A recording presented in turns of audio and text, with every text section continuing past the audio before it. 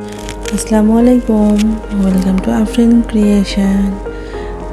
সকালে সকালে আমি আর আম্মু অনেক কাজ নিয়ে বসে গেছি। আজকে ড্রামের চাল শেষ হয়ে গিয়েছিল, আর এটা ছিল 25 কেজির দুটো বস্তা। এর মধ্যে একবার আমরা এখান থেকে নিয়ে খেয়েছিলাম। আর এই যে বাড়ির দুইটা সব থেকে সিনিয়র পারসন, এনারা চাল দেখছিল যে কেমন। আব্বুই নিয়ে এসেছিলো কিনে, কিন্তু একটু পাতলা চাল না হলে খাওয়া যায় না আর কি।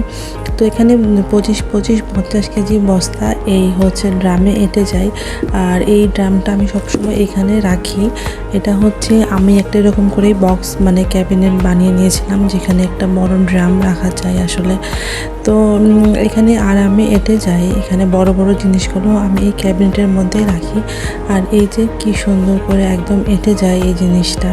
তো আমি চালটা রেখে দেওয়ার পর, এটা হচ্ছে পোলাও চালের বস্তা।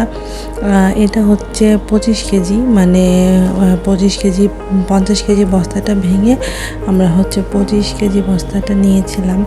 তো এই চালটাও খুবই সুন্দর ছিল, একদম চিনি গুঁড়ার চাল। আর এই চালটার সুগন্ধিটাও খুবই সুন্দর। কিছু কিছু চাল থাকে যে একদমই মানে সেন্টটা ভালো মতন হয় না। আর এই যে আমার হাতে আমার বাচ্চারা কলম দিয়ে এঁকে রেখেছে।